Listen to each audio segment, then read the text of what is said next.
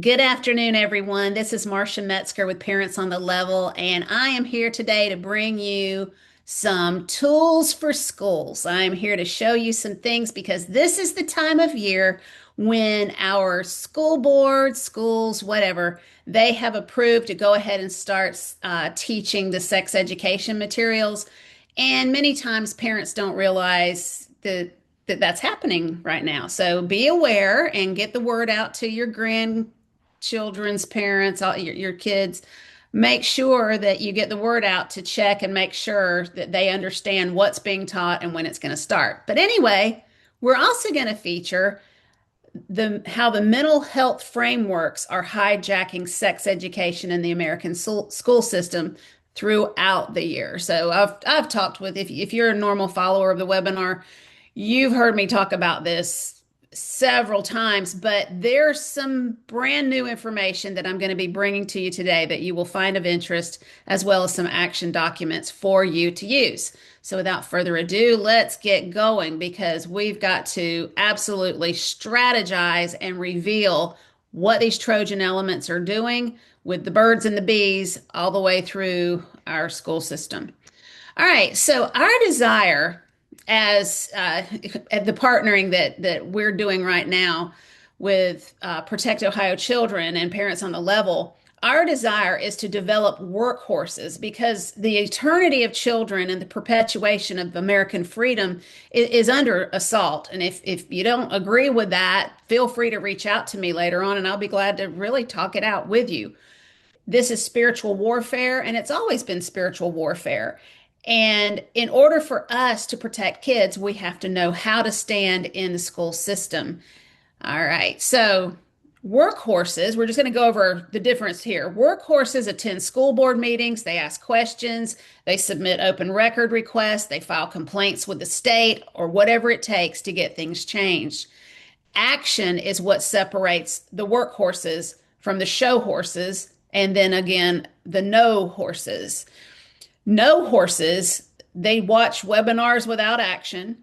Continuing like this means that I mean, if you continue like this, you may as well just have no horses at all. The workhorse stands to say no.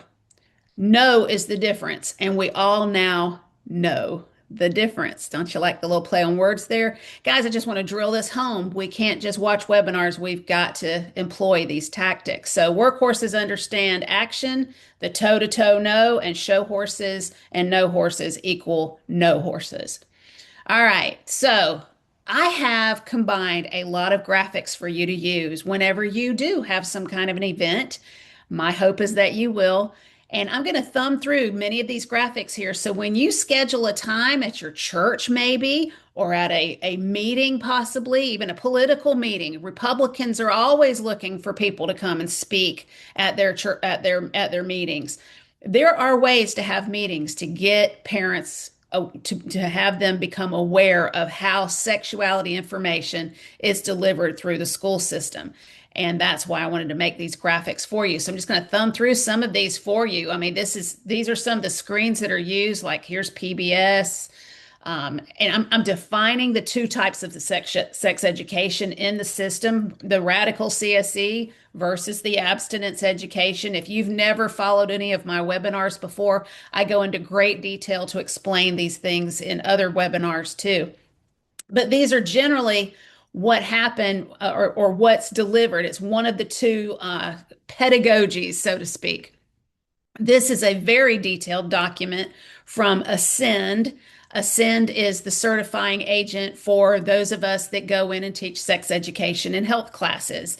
You would get your SRA, sexual risk avoidance certification, in order to be able to teach in a public school in a health class. So that's what I used to do. I was certified, and these are the different focuses, philosophy, the message, emphasis, and behavioral goals of both camps. So this is a document that you can share, along with another thing you can share in order to gain a lot of credibility is evidence of what's happening in your state by using health charts, which show the teen pregnancies and the STDs in your area by zip code, even. You can find that information with your state health department. So these are things you can use as tools. So historically, we've got a battle of organizations in our schools. These are those organizations. And again, I teach all of that in other webinars, but you need to understand who's all behind a lot of the activities, a lot of the activism in the schools. When it comes to sex ed, you can see them on the left where they belong. And then here on the right, you see the main people that really sponsor those of us that go in and teach sex education in schools generally are crisis pregnancy centers. Sometimes it's other organizations too, right to life organizations, basically. So, Family Watch International and Stop CSE, they expose what's happening in the publisher realm as far as the comprehensive sex ed. And I refer to them constantly. So it's stopcse.org, and you can see all you want to know about the publishers like ETR, Advocates for Youth, Amaze, all of those. So, all right. Again, there's the information. You can refer your people to this as you do this work. And you see the arrows here, that's where they expose a lot of the information. Also, revealing what is SECUS about even. A lot of the time people don't even have never heard of what SECUS is, that they are an NGO. It stands for Sexuality Information Education Council of the United States. They make it sound like they are an official representative of the United States, and they are not. And they also promote a set of sex education standards that have all of the gender identity, all of the radical CSE information. Their rebrand was November 12th of 2019, where they started saying sex ed for social change because they are using all of these Marxist elements, the cultural Marxism, in order to bring activists out of the schools. And you can see them in full play. We've already talked about that. Some options that we have, the health standards that they promote are right here in the middle, but they are also hiding behind this one, Shape America, health education standards. But when you start using that, all of a sudden the teachers can just click right into this bad boy in the middle here. So know that Shape America, that's no friend to us either. And that's what's connected with a lot of things that are even being approved by states that are conservative, and they don't realize the two camps. So there's a lot of things that we can do to help educate our government on that. On the far left over here, I should have inverted these, sorry. This is a great medical institute for medical health. This is actually a really good document to help you understand what optimal health would be for students in regard to sex. So again, Shape America, there's your connection there. So whenever you go into the different sex education materials in your schools, you can always dig into this and see what they're linked to. And then you'll know that they're pushing radical sex ed, probably. They have all kind of different people that are connected to it, and you can just look and read who the presenter is and what they stand for. Do this on every publisher you use. Find out who's behind it. Ask questions, understand, and keep digging until you are completely just you find nothing that would relate to the National Sex Education Standards by SECUS. They also will promote inclusive practices. They'll also promote CRT. All of this critical race theory, all of this is buried in a lot of these issues with Shape America. So let's just get down to brass tacks here. Why are they using critical race theory in everything as well? Why do they want the white kids to feel marginalized? Why do they want to bring them down? You know, this drives them if they want to be popular, so to speak, or if they want to participate in the intersection work of cultural Marxism and they want to climb the ladder socially in due respect, they're going to probably then gravitate toward the LGBT community. We've been told 1 in 5 students is LGBTQ now, 1 in 5, 20%. So, how are they getting that big number? Because really, it's not true. But students are classified LGBTQ if they say they don't know what their sexual orientation is. So, they'll either classify them as asexual or questioning, and that's how they're reporting these large numbers. You need to understand that part too. You can come back toe to toe and say, nah, not hardly, and explain this part. But there is when we think about rapid onset gender dysphoria, all of those kind of conditions that we're finding in our schools, kids want acceptance and they'll do anything to get it, especially girls. So there is some truth in it. So you kind of have to weigh it out and see what kind of indicators there are in your particular area. And a lot of the time you can find that out simply by asking some students, just say, how many do you see in your school? Just talk with them. And we need a lot more conversations between level-headed adults and our students so they can understand what's going on. So 3 weeks ago, did you hear these new terms? This is Canada. And then April 1st, and I think this was a UK one that they started another LGBT descriptor line. Folks, this is fluid, you know? I just go, oh, it's fluid. Got it. This is something that they're using to manipulate and use the cultural divides in order to just theorize and work through their Marxist plans. That's what it is. So now to the crux. I always want to bring in the SEL components because SEL is where we are at today. And SEL is being rebranded and refortified through other elements. We've already talked about Portrait of a Graduate. That's another fortifying element of SEL. But sex education, this is the Trojan way to deliver it. We've talked about that for years in my work. But the thing is that a lot of people don't understand too is how the particular divide works as far as how does SEL actually get approved for your school? How does SEL get challenged in your school? What's going on with that? So let me just give a couple of ideas here because SEL, when it comes into the schools, I've had so many school board members, I've had legislators, I've had parents, grandparents, I've had just about every kind of person you can imagine from different levels of society as far as in their jobs or whatever, from pastors to legislators to just all kind of different people, teachers, talk with me about this. Social and emotional learning is not treated as a regular curriculum. It's considered a mental health resource.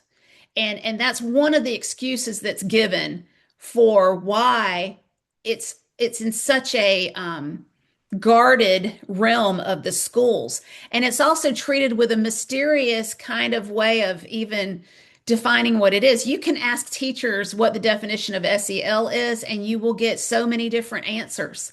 And you can dumbfound the average superintendent almost on what the definition is. I've asked several. So that's the thing. How is this delivered? How's it approved?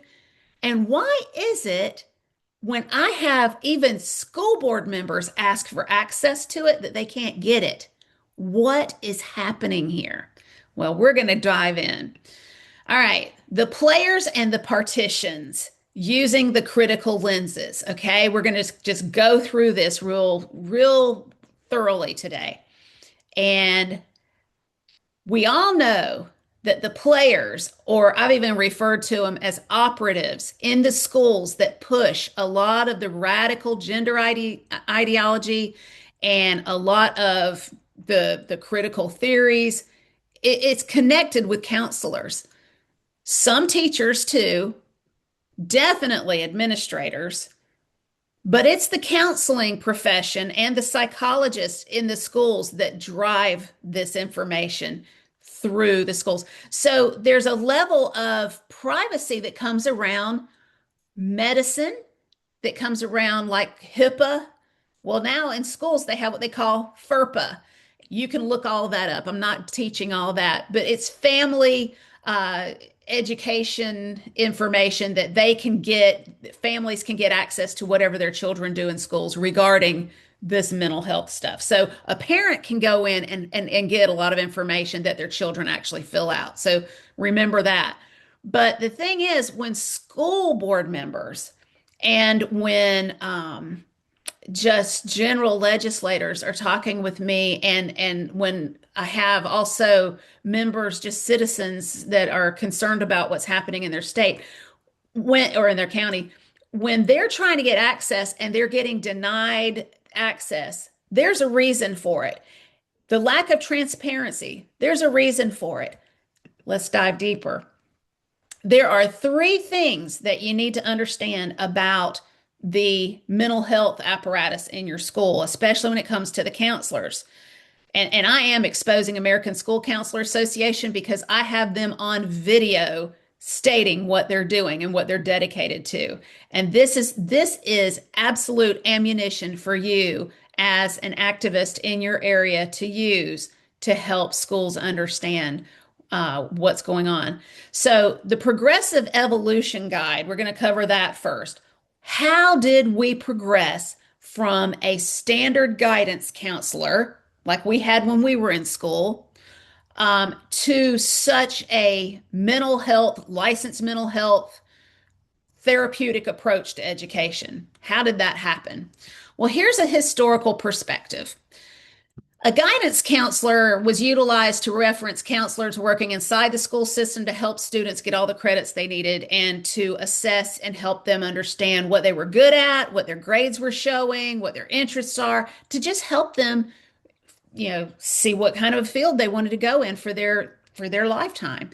The evolution of the role, the job of school counselors has evolved now into being a focal and significant piece of a child's development and education. The job has moved from attention to college applications to getting to be key individuals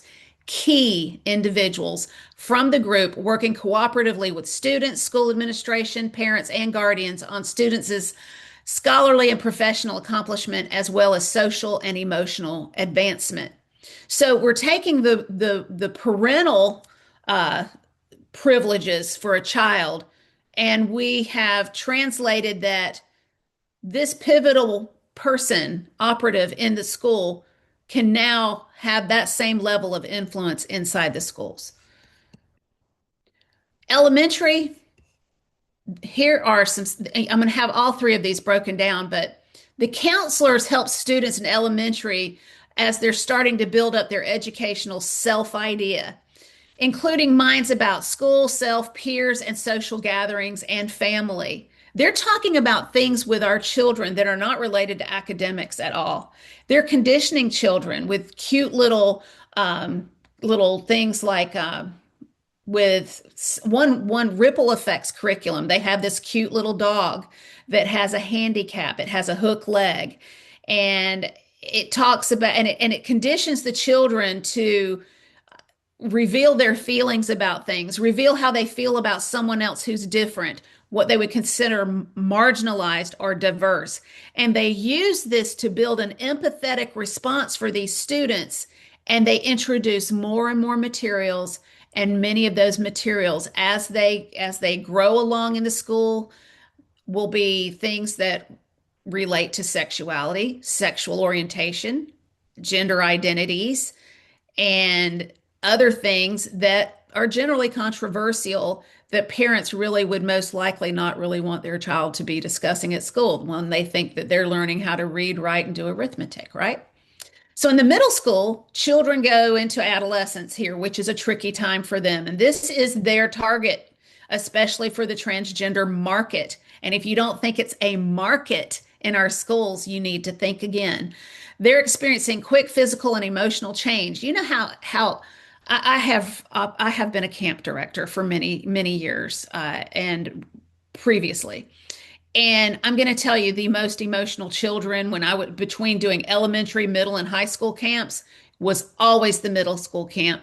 That was always the ones that would have the most significant issues with their emotions. And those are the children that are really easily manipulated as well.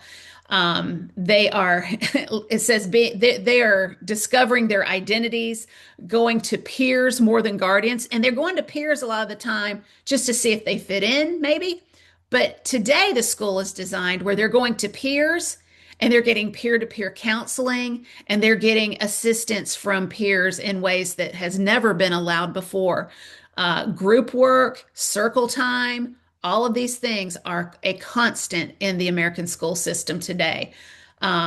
American School Counselor Association notes that middle school counselors are professional educators with a mental health perspective who understand and respond to the challenges presented by today's diverse student population, as if it's some new discovery. And this is improper. We should not be allowing this. High school, anything goes with high school. And high school students are confronting the last progress from school into adulthood. Regardless of this, whether this incorporates plans for beginning college or quickly entering the world of work, students go through these years attempting to make the sense of what their identity is and what should come next with regards to their qualities, aptitudes, capacities, and interests.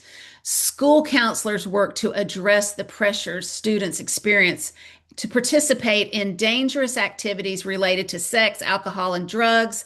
The ASCA national model exhibits a multifaceted job for school counselors as they align the work with the school's mission to support the academic achievement of all students as they prepare for the ever-changing world of the 21st century. We just simply cannot do it without them, right?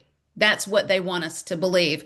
Folks, when you look at this channel and you see what these counselors are taught, you need to go to this channel. If you've not listened to all of these videos, you won't know how to go toe to toe against what's happening with SEL in your school.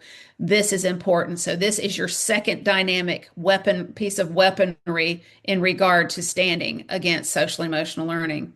The third one is review the ethical standards of the counselors and how they've changed from the update between 2016 and 2022. They added 34 new standards to the American School Counselor Association, and it is absolutely egregious what they are saying ethically they must do. Between those videos and this document, you have more than enough to fight with. All right. So we need unified parents to stand against the stronghold of the mental health apparatus in our schools. Otherwise, their pledge to SEL will get stronger and stronger, and the family worldview will continue to weaken. Remember the pledge. Remember this. Use this graphic. This is the one that shocks every audience that I ever read it to. This is a good piece of documentation to have to stand up for your children. And I'm not going to go into reading this today because we only have limited time. But one of the things you can look up, Pete Hegseth, you can look it up on my Facebook page even. Pete Hegseth said that what they would trade off for would be a pledge and a flag. And this is their pledge and this is their flag that they want to replace the American values and the family values and family worldview with. True story. Look it up. All right. So what are these Trojan gateways that I keep talking about? I always say different words to describe things. Trojans, all kind of things. And I'm going to teach you a new one today. So not that it's new to you, but it's to describe this, I'm going to use a new one. But the Trojan Gateway, it is the mental health apparatus. It's the multi-tiered system of supports because all students are in mental health programming and most parents don't even know it. Every single student is in this system in the American school system. And once they start answering all the questions, they just move up this ladder whenever they find something that will trigger an intervention with a counselor. Your child will have a chance for one-on-one counseling if you don't put a stop to it. I talk with parents all the time, just say, do not allow one-on-one counseling with school counselors today. Do not allow it. Make sure you have some kind of a legal form. You can find some on my website, parentsonthelevel.com. But here's the situation. You've got two avenues, two doors. One is the curriculum adoption process, and the other is the mental health resources process, which is barely a process at all. It's pretty much given full reign all throughout the school. There is an absolute crack in the foundation of our country because of this situation. This fault line in our schools is dangerous and it needs to be exposed and it needs to be filled in and repaired. It actually needs to be eradicated. So the curriculum adoption process in a school is rigorous. You have laws, you have rules, you have even committees that come together to approve any kind of sexuality information. This has been a constant battle in schools for a long time and to try to keep people from radicalizing, sexualizing our kids. So, how we have come to this point in education to where our school counselors have evolved into these mental health gurus, and they even have their own parapros called registered behavioral techs that, or RBTs, some call it, that do the work to evaluate behavior all day long and to report data on it. This is where we are. So instead of coming through a regular curriculum adoption process, like a regular sex education material package should come through, um, what's happening with the mental health resources is that this is just coming simply through and it's being hidden by this huge deep state of these mental health operatives in the schools, as I've just described. They they're this curriculum, which they don't want to call curriculum, but it is curriculum. It's a teaching, it's teaching material. They teach this, so we have access to it. And we've won a court case on it, so we know what we're saying. So we're going to show you that tool as well. But the mental health resources, they are unsecured, they're fluid, they're concealed, they undermine parental consent and rights. They score dispositions. They're very subjective. There's privacy concerns with them, data collection, and sexual material circumvention. And what I'm talking about with that circumvention is they're circumventing the laws over here under curriculum adoption in order to bring that in that respect. I have found this over and over again. Matter of fact, that's what I cut my teeth on in Tift County, Georgia, when I first started this. I found it recently in Florida too. So don't think if you're in the free state of Florida that this doesn't apply to you, because it does. I have found it this month, actually. So, examples of avenues for sexual topics in schools. These are all of those non-academic offerings, and there's more than this. There's more. There's a lot more. But anything that doesn't come under the auspices of regular curriculum that has to do with arithmetic, reading, math, and things like that, they're going to try to deliver these things, and they'll try to deliver it through using an SEL application in all of these items. And they also use an SEL application to integrate with the core curriculum. It's everywhere, it's ubiquitous. I found this in a PE in Florida, mind you. I found this in a PE curricula that I was evaluating in an area school. So we know what the universal sign for the LGBTQ community is. It's a very hot button issue. When kids look at this, that's what they think when they see a rainbow. I've just had a group of school administrators play it down and say, that's not what they meant by this graphic, Miss Metzger. I'm like, I'm sorry, we're going to have to agree to disagree on that one. When anything is compared like this, and then you have in the fine print underneath this graphic, good mental health doesn't mean being happy all the time, but it does mean being able to think, feel, and react in ways that help you live your life the way you want. Folks, this is how parental guidance is undermined in the public schools. And once you get these kids into some of these clubs and after school programs and things like that, even more intense emphasis on things like this come around. This is E-Dynamic Learning has just been bought last summer by Pearson. So Pearson is back on the scene after they tried to rebrand through Savvis. They're still back on the scene. Do y'all remember our current or our previous webinars about Pearson and Savvis? It had to do with Pearson was the gender spectrum champion. Let's not forget that and make sure we get the word out on it. They're the ones with the gender support plan, all of that. Yeah, that's who Pearson is, and they're not to be trusted in that respect. So, strategy and tactics. Let's step into this for just the last half of this webinar. We're about halfway through right now, and I've got a lot to share, so I'm going to be on high speed. Remember, this will be posted as a video later on my website as well, so you can stop and read and reevaluate. This is a resource for our repository. So, the strategy and tactics, we're revealing theirs, we're developing ours. I have created this document. We're going to my website right now on parentsonthelevel.com. And why is this going small? Well, we'll just have to work it. So we have strategies to access SEL frameworks.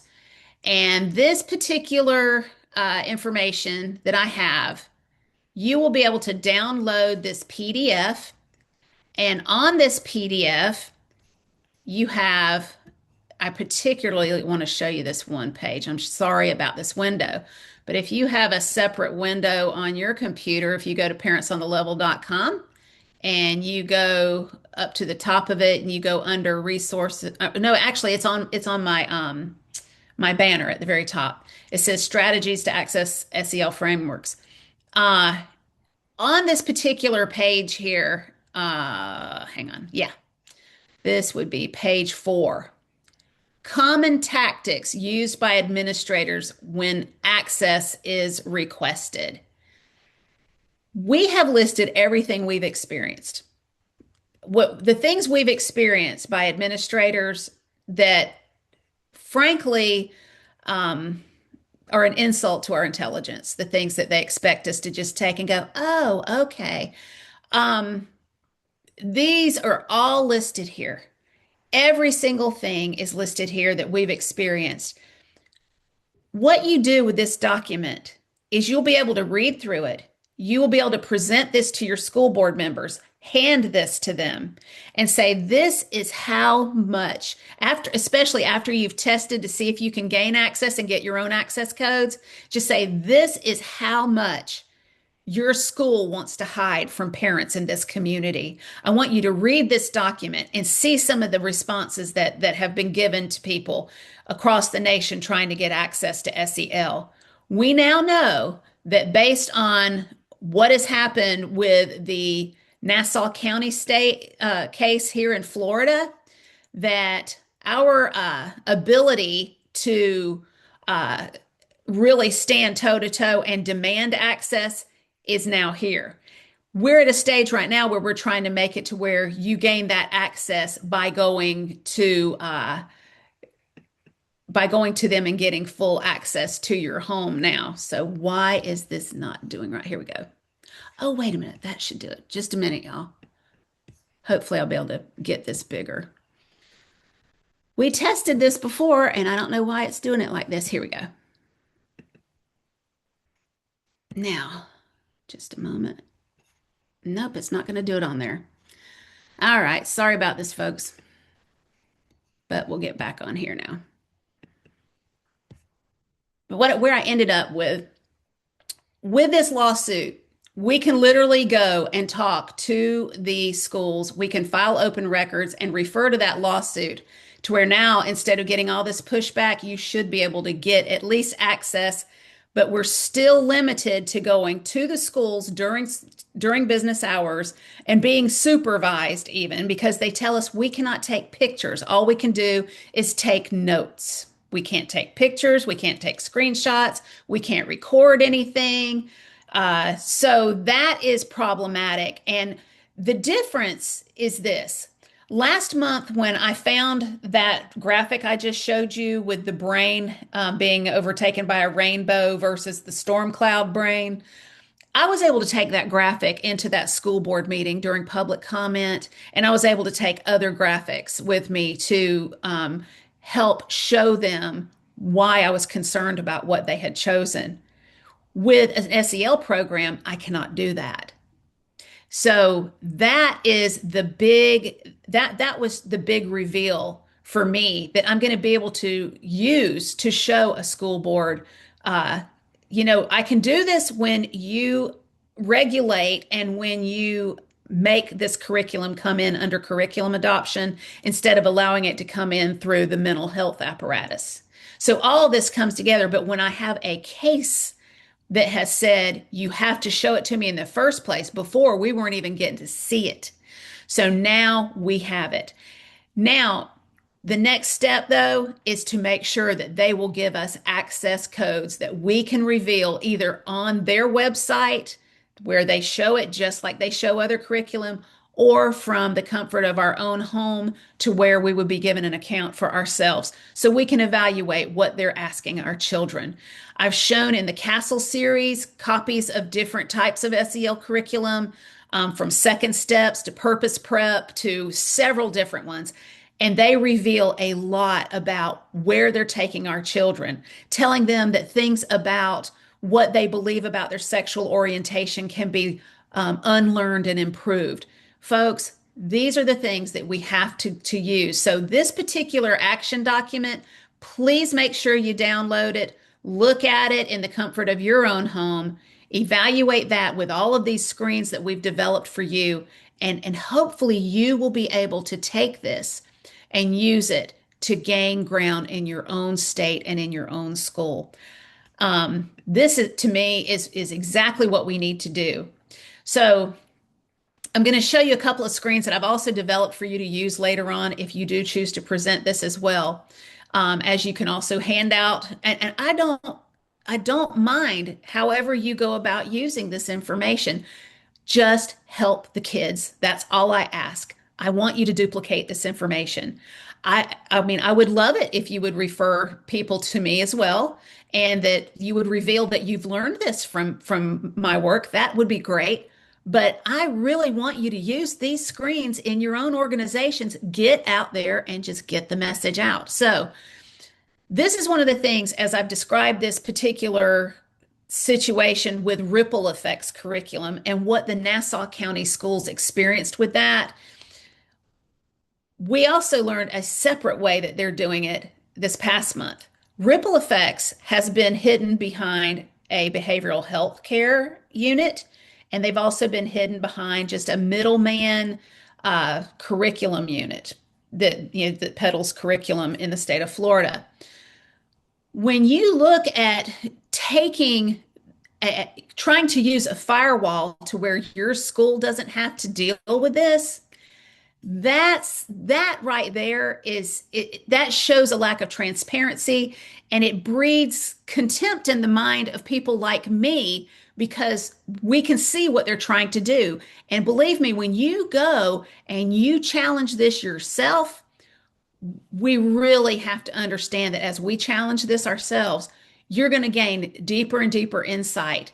I imagine as people start doing this across the land, there's going to be far more than 20 ways that I have listed in my other action document that's going to show even more ways that they will try to stonewall us. So, outsourcing SEL and mental health programs, this one really has been interesting for sure. And I've got all of these different strategies listed where you can read through these later during our video because, I want to give time for questions. I'm about to come up on the last quarter of the hour. And here's the particular case that you can cite. You can read that case online. It's very interesting. You can make it an attachment to an email as you're working with your school board, showing them the problems with these things, because this isn't just ripple effects. This isn't just second step or purpose prep or any 7 mindsets, whatever SEL curriculum it is. It's all of them. They are willing to try to do anything to bury this and refortify it. So we've also seen how they're refortifying it with school clubs, with portrait of a graduate, anything to take a school off of their laws and policies and rules. If we can get the school to start looking at a portrait of a graduate and that's where we're going instead of looking at the other things, if we can introduce sex education material, here's another one. If we can introduce education material, like in Florida, we have what's called the HOPE program. It stands for Health Options and for Physical Education. If you saw on your website that said, "Oh, we're going to experience curriculum adoption for the HOPE program and for Spanish, and we need public comment," blah blah blah blah blah, right? They never got one comment, and the only people that showed up for public comment about it were people that I recruited to go because the HOPE program, I know in physical education that they teach sex education. So we were the only five people that showed. This is what I'm talking about. This is the lack of transparency. Not to mention this particular school, they not only did that, we not only have that as the announcement, but we also have that they have it at 9 a.m. on a Wednesday morning when most parents are at work. So, do you see what I'm saying? This is how the Department of Education in your nation, state, and county have been doing things. I've seen it at every level to hide what's happening in the schools from parents. So we have all kind of different information for you to read here, for you to explain these things. And if any of this is not self-explanatory the way that it's written out on these screens, feel free to reach out and I'll be glad to either update it for you or just help you understand what I'm talking about. We're talking about how to know and evoke your legal rights, how to file formal complaints, uh, all of the different information about verifications, workarounds, anything that could be happening that we've discovered yet.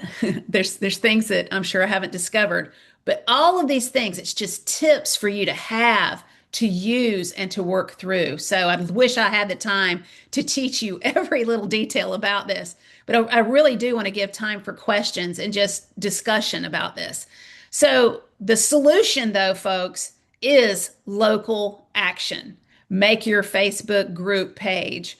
Bring the checkmate as I have on this document here. Uh, you can bring a checkmate. You can also understand with this, I have this other download for you, what the process is as you move up the complaint ladder, how to do that, and just encouragement. And that is one of the main things we want to be here for you for, is to be a source of encouragement and a source, just having the resources in order for you to stand toe to toe. Remember, we need workhorses, not show horses, not no horses. We need workhorses. So my challenge to you folks is use these screens, use these documents. Once you read through this document, it's in big print, especially the one on the checkmate on the left there. We need a checkmate on the left. Read it, use it, hand it to your school boards, send it to them through email. Let's get this going. Let's take America back. Let's take our schools back. Let's encourage parents to know what's at hand here. Okay. All right. With that, Diane, you want to come back on and we will open up for any questions people might have.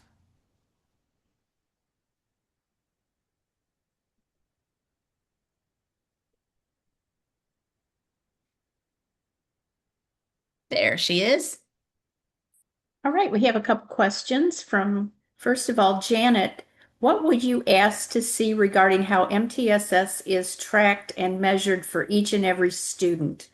What you asked to see how PBIS is tracked and measured for each and every student, and what is the management platform which houses this data? Thank you. What would you ask to see? By open record, just say, show me what AI programs or what digital programs, any of those things that you are using in your school district. People use different ones. That's part of the problem. This is not consistent across states or across counties. It depends on what digital systems, platforms, and AI surveillance, all of those things that they use to measure these things. So I would just ask, how is this organized? Give me an idea of each application you've purchased in order to track this information. Where does the data go? And I would just start there. And you will build your case. And that's the thing. This is how I build these programs, is by going toe to toe. I learn, I document, I share. And that's what every state needs to be doing. Every one of us that are in different states, we need to do that. We've got to share with one another and get keep building this document. Okay, Kathleen asks, and first of all, thank you for the excellent presentation. As usual, can you comment on trauma-informed practices and the dangers of that, if any, and how to fight this?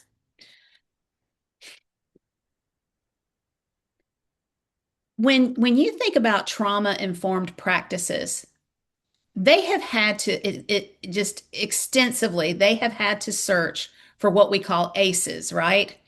Adverse childhood experiences. Parents, when you place your children in public schools and you sign them up for that, there's some sort of consent that you're providing to the school. I would say determine what that consent level is, because if that consent level of you just signing your child up for school allows them to be placed in MTSS and placed in these trauma informed uh, situations with counselors, whenever they have interventions that are triggered because of things that they've answered, that's where that trauma conform informed action starts taking place in the schools. I don't know why I'm losing my words here today, y'all. But anyway, that's a lot of what's taking place. So when you're looking at trauma informed practices in the school, that's all of it. It all goes together. It's all compiled using counselors. And again, the RBTs, I can't get over how the RBTs they kind of work like a physician's assistant does underneath a doctor. They're given training to start judging and referring your children for these intervention services with counselors. So as far as, and I might have gotten away from parts of your question. If I don't answer it all, let me know.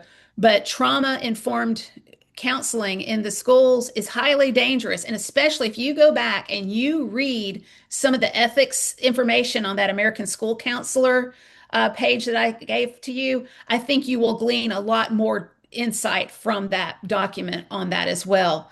But therapeutic education and digital education, if I had my way, we would do away with every bit of it. Every bit of it. It's all dangerous. Did I answer her question? Was there another part to it? No, I think you're good. Okay. Fire Patty back if you asks need and more. says, thank you for your excellent work, Marcia. Hopefully, Oh, this will thank help parents make better educational choices for their children. Homeschooling is definitely the superior way to do it. you. And thanks so much. Oh, you are so welcome. And y'all be sure to go to my friend's website, publicskoolexit.com. Alex Newman does a great work there. He has a great team. Be sure to check it out because they have so many ideas, resources that might really be helpful to you. But also, what is there is a book, and I haven't read it yet. I bought it, but it's Dr. Horvath's book, The Digital Delusion. Yeah, that is another thing. I think we are going to be able to glean a lot from that and be able to use that in our presentations with our school boards as well. This digital nature of our lives right now, we're seeing more and more studies where it's talking about, especially for younger children, how it is really diminishing their ability to learn properly. They're able to measure the brain, it's not developing the way it should. So these are a lot of resources. Along with this, we should be able to really go toe to toe. More and more people are needed to go toe to toe with these boards and these schools. Okay, Mike says, hi, Marcia, great stuff. Emphasize you have to have thick skin and be ready to fight. They will not just hand it over and they will deny, deny, deny. Y'all, this is one of my superstars. Mike Sheehan is a workhorse. He's there in Stowe Monroe and he's fantastic. Matter of fact, he's the one that got me on the book with Dr. Horvath. Folks, he is so right. And the thing is, don't let them intimidate you. And if you lose friends over standing against this in the schools, believe me, I've lost my fair share. Um, don't let, I mean, what do you want to be known for? That I just have to ask that question. You do need thick skin and you do need to stand, and you may lose friends over it. But I tell you something, I've had other people that I thought I lost as friends come back to me saying, Marcia, I thought you went off the deep end for a while, and I'm seeing everything you're talking about now. I mean, I've even had apologies. So stand for truth you know this is true. I mean, you cannot deny the receipts I have on this. So just be strong. And Mike, thank you for that. Thank you for that. I appreciate it. Marcia Linda Harvey says, thank you for the excellent presentation, Marcia. And Tanya Waite says, thanks so much. This was great. Oh, you are all so welcome. And thank you for your encouragement. It means so much to me. And please download this information and take the screens, use them in your area with my blessing. And I am just so grateful to know all of you fine advocates. And thanks for tuning in today. That's it for the questions, Marcia. Thank you as always. It was just such a You are, such a do you mean great I am webinar. 5 minutes early? Wow. Thank you for attending, everyone. Next month, we're going to talk about updates on strategizing and opt-outs. Do they work? Um, Hopefully, I'll have some more really good information from some of my own personal toe-to-toe here in Florida, the free state of Florida. We're going to give you some information because if it's going on here, you know it's going on everywhere. So, Florida claims to be number one in education and number one in all the transparencies and everything. So, we are going to be working really diligently to make sure that that is a true statement. So, stay tuned. All right, that's a wrap. Thank you, Marcia. Thank you all Thank so you, much. Diane. Thanks, Protect Ohio Children. Take You're care. welcome. Take Bye bye. care.